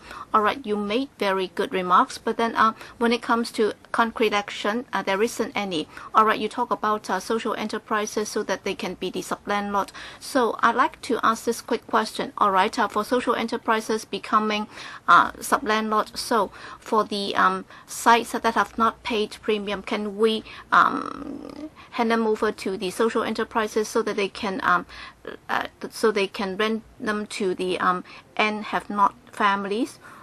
Permanent Secretary. All right, at the HA, similar suggestions were made in the past, but then we also provided the information to you. Well, under the housing ordinance, there are some provisions that have to be dealt with, and in response to your request, because there was some differences or variations in your suggestions, I think we can explore into this. Well, please do not lead us up the garden path. Please bring it back to the Housing Authority, because I'm also a member of the Housing Authority, and if you want me to raise that, I would be prepared to do so. But then after listening to the deputation's views, please bring it back to the Housing Authority so that both the HA and the new term of government will consider it. But then what's most regrettable is that the new Bureau Director is not here. So can you take it back so that there can be a more serious discussion on that? Well, Madam Chair, as I said, the Bureau Director is very concerned about this. If he is concerned about this, then he would not have been absent today. Well, as I said, the records of the Secretariat, and we've been jotting down notes, so I'll be telling the Bureau Director what's been discussed today. But then he hasn't answered my question, Madam Chair. Well, even if I pursue this further, he would just be reciting the same answer. So I'd like to say that many people have been saying that they have been overcharged in terms of utility tariff. Okay, after listening to it, as a representative of the government, what are you going to do about this? Permanent Secretary. Well, Madam Chair, as you have noted, we've been telling you that these problems have been looked into, and I've already given you the analysis. For individual comments, well, they might be different, but then, well, for example, for water tariff and also power tariff, are you suggesting that we should give out special subsidies and so on? Well, that would be outside the issue of housing, so I'll bring it back so that I'll reflect it to the Bureau Director as well as other bureaus so that there can be collective thinking on this. Well, can the Permanent Secretary tell us what's the attitude of the government and what measures will be put in place to prevent this from worsening further? Okay, now it's my second term. Okay, for the 3-pronged approach that I mentioned to resolve the problem, so that there should be rent subsidy, there should be tenancy control, and also further control over the rental market. well, this might not fall into the portfolio of your bureau, but then you will have to deal with it. Well, for URA sites, all right, I'm the non-executive director of the URA, but then I do not agree with this approach. All right, we assume the land at very high cost, and then we try to put it out for public tendering, and then private developers will be able to bid for the sites. Well, that being the case, after putting in a very high bidding price, then definitely the private developers will be building or putting up very high cost units. So that's inevitable. So after resuming the site, the URA should not or does not have to put out the sites for tendering. Well, in fact, it should have worked with the HA or HS so that they can also build subsidized housing. They can be PRH, they can also be HOS flats, depending on the size. So you can work with the HA, you can also work with the HS. I'll be raising this with the HA so that the HA can also work with the URA so that there can be subsidized public housing in the urban area, or else they will all be turned into luxurious flats and also high-rise buildings. And that would definitely be within the portfolio of your bureau. That is the Shackley interim housing. We've also talked about whether or not it should be kept. As you might recall, what the Development Bureau said that for subdivided flats in industrial buildings, they should be regulated, and according to many tenants, they have housing problems. They have nowhere to go. Okay, so for the Shackley interim housing in the urban area, do we need to keep it? If the rental rate is so low, and if the vacancy rate is very high, then it shows that your rehousing policy is problematic. Of course, we cannot be sure that all the flats will have to be rented out, because that would mean that you don't have any buffer at all. But then if the vacancy rate is so high, then that means your rehousing policy is not able to take care of those in need. These are the grassroots, and they have housing needs, and yet you are not able to resolve them. So you will have to review your rehousing policy. You will have to make good use of such interim housing, in particular Shackley's interim housing, instead of just tearing them down. Because if you just tear it down, then there would be radical action taken by many, including people who would be sitting outside the site. They would try to prevent you from tearing down the units. Because for the Shackley interim housing, well, before the rehousing problem is resolved, there is a need for us to keep the interim housing in Shackley. So these are my remarks, and as I've said, I don't expect you to give me a ready answer, because whatever you say today, that would be the line adopted by the previous government. What I need is the new term of government to give us its reply. So after jotting down my question, please put it to the new Bureau Director, and then you should give us a reply in writing. Next, Chuk Yuen speaking for the first time. Thank you, Madam Chair. Well, very often we can only ask questions and wait for the reply next time. So I don't know whether the Permanent Secretary has answered this question. For Shackley interim housing, whether or not is still in the agenda of the administration. That is, it wants to tear it down. Is that the case? So I'd like to get the answer first. Permanent Secretary. Well, Madam Chair, well, the HA has two interim housing. One is in Pt2, one is in Shackley, as you all know. Well, as I said earlier on, the Audit Commission looked at this issue, and there was a discussion, and the PAC also reminded us of the relevant problems. Well, how many units would be needed for interim housing? That's something that we need to look into. But then we've been monitoring this closely. Number one, the buildings themselves are very old. We will have to keep it in good condition before they can be used for rehousing. And next is about the long-term need, and also what about the vacancy rate? Once a decision is taken, we'll be informing you of this. Well, can I provide the information to you, because I grew up in Shackley Pui, and of course I understand that it's very old, and I myself have grown old. So I'm not trying to keep very old buildings and units, whether or not it's subdivided flats and so on. This is something of a deformed embryo in a deformed or dysfunctioning society. That's why we are making suggestions, trying to resolve this problem. So it sounds as if we are trying to keep something that is very outdated, which is not suitable for people to live in. So it sounds very awkward. It sounds very strange. It sounds very foolish. But then in the end, I agree with what the chair just said. If you don't know why, for whatever reason, if you have to tear down Shek Lei interim housing, please let us know. We'll take action on this. And as I just told you, well, high rents and then small flats, and they are also overcharging on utility tariffs. So it sounds like we are making a poem. So I'd like to be more specific about this. It's about the CCF's removal allowance. Well, that might have nothing to do with you, but then regrettably, we only have you today. Okay? For the removal allowance under the CCF, the application threshold is too high and the amount is too low. So this is really quite outrageous. All right, for 2 to 3, it's only $5,500, and then for 4P is $7,100. So it's not enough. Let alone that they will have to purchase new furniture items and so on, and also they would also have to pay deposit and so on.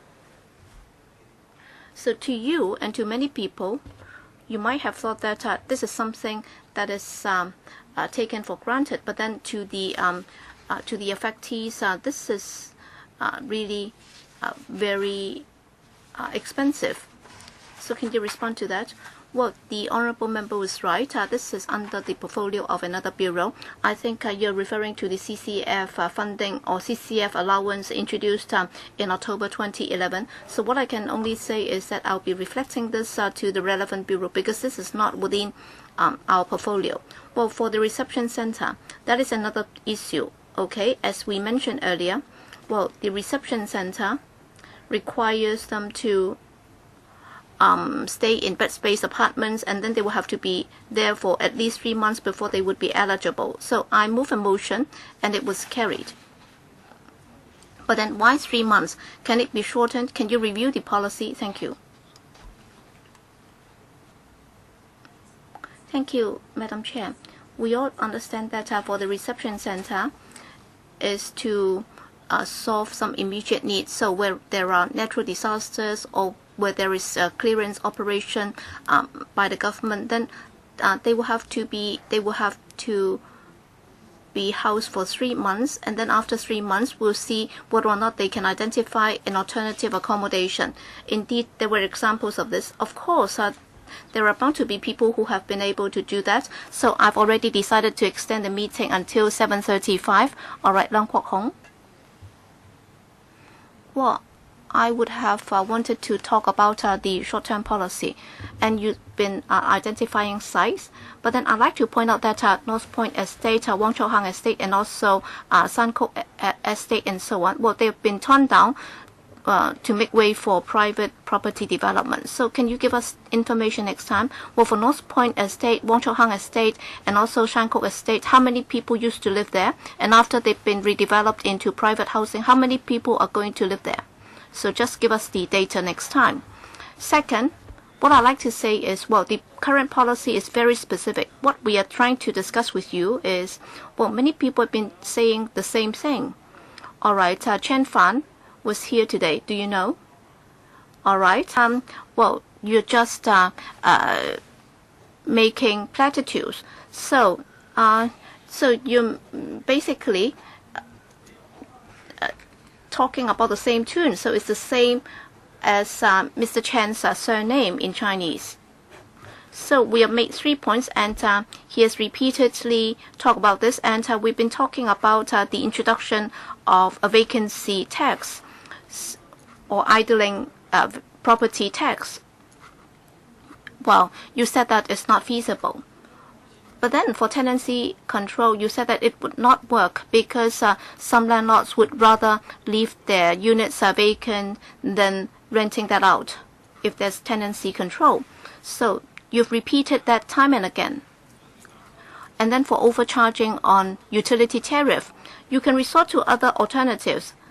So I was arrested by the police for staging demonstration on a particular issue.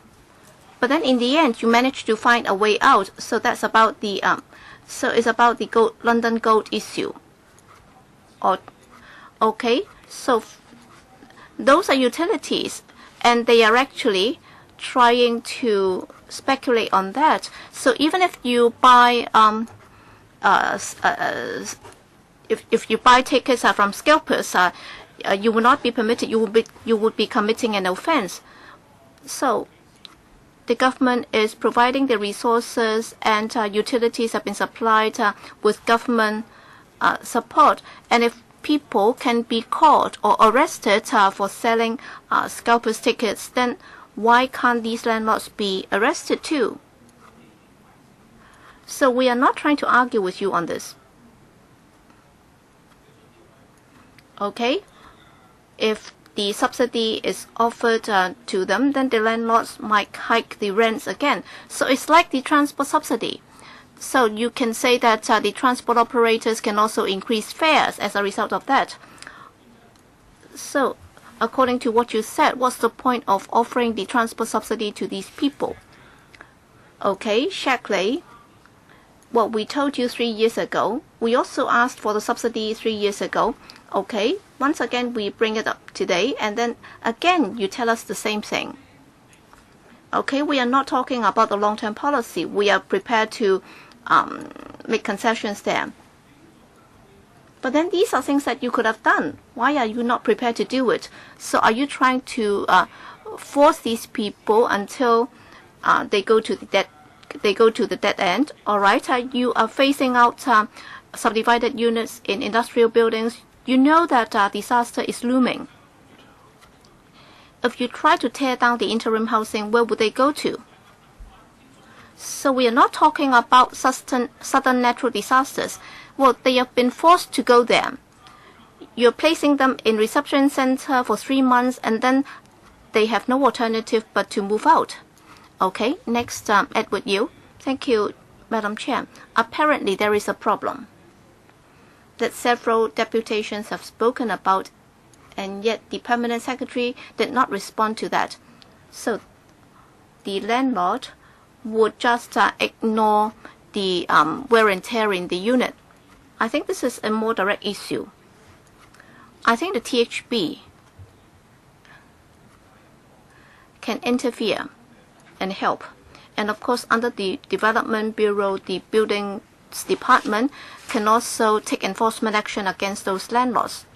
Well, you can also take enforcement action against these landlords, because according to our general understanding of the law, if it's about structural safety, if it's the building structure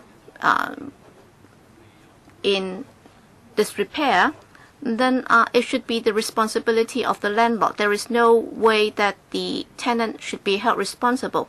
And of course, the tenant would not be able to force the landlord to carry out repair and maintenance works. So either it's about the Buildings Department's enforcement action, or the THB can also interfere. For example, you can help the tenant to exercise their rights under the Landlord and Tenancy Ordinance, so that the landlord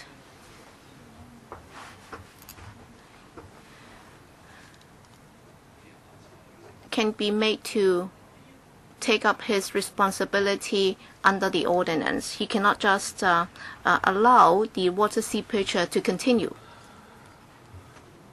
Permanent Secretary, the way Professor Yu put it, well, according to my long-standing understanding of the ordinance, is that it's under the Buildings Ordinance, and therefore, for any repair and maintenance works under the Buildings Ordinance, the ordinance sets out the responsibilities and liabilities, and is under the ambit of the Buildings Department. So when I heard you make this point, I was thinking that it should be under the Buildings Department and then the Development Bureau. But then when you would refer to other pieces of legislation, I've never thought about this, and therefore I am not in a position to say yes or no.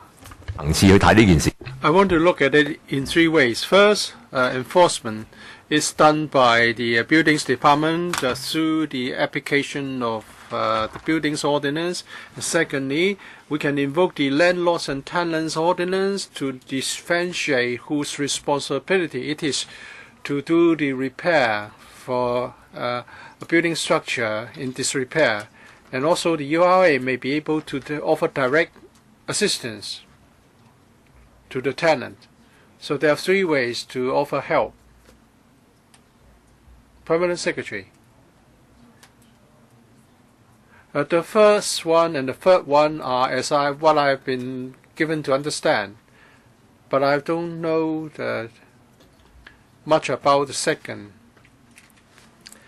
because different people may have to shoulder different responsibility at different times, and there have been some government operations whereby we have been providing some funds to assist building owners to carry out repair and maintenance. Honestly, I have not looked into the second one, and I don't know the law that you have referred to. Please try to understand what this is about. If necessary, I can provide more information to you after the meeting. Dr. Fernando Jiang. Many deputations have mentioned interim housing, especially the Christian Concern Group on the homeless. They have given you a concrete example of doing it. In many URA projects and sites, there are building structures left idle, left vacant for years. That can be used for interim housing. We have seen such a practice in many countries, but I don't know why we are unable to do it in Hong Kong. They have been doing this for 4 years, and the building at Tonkin Street has been left vacant for many years. While they are carrying out redevelopment in phases, some buildings are left vacant for years. For example, we see this in Pt2. So when you say that the housing estate will be redeveloped and the residents start to then all move out, and then why can't the same units be used for interim housing? You may give us 10,000 reasons why it cannot be done, but there are 100,000 reasons that the tenants of subdivided units can be given better accommodation. Why are you simply brushing it aside? I'll try to understand what the suggestion is about, to be specific. Then we need to look at different types of housing. I'm not familiar with URA projects, but if you talk about the redevelopment project carried out by the HA, we have been discussing the strategy in the long term for the redevelopment. For example, Wah Fu Estate is being considered for redevelopment. Can we also provide the same units after the existing tenants have moved out for interim housing? Usually, we'll give 30 months of notice for tenants to move out. They won't go at the same time, but gradually they will all move out.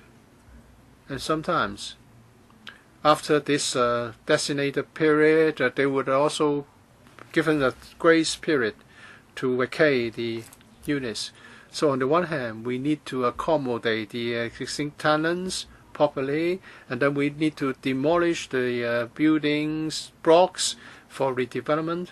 So can the proposal of the member be implemented? I would see a lot of difficulties. The HA is aware of this. Well, the officials are really concerned about the very difficult situation of residents of subdivided units. So we should try every way to help them if we can. Your shelter only offers bunker beds, and their freezer is not really in a good condition. So the old PRH units to be redeveloped would offer something better. Of course, for those who are responsible for redevelopment and accommodating the talents in your housing estates, of course, that would be something that they don't want to do. But you should do more to help everyone in Hong Kong. All right, this is the end of our meeting. We have nothing under ALB. Thank you for coming, all deputations and individuals, and also Permanent Secretary. And please relate our views to the new Secretary.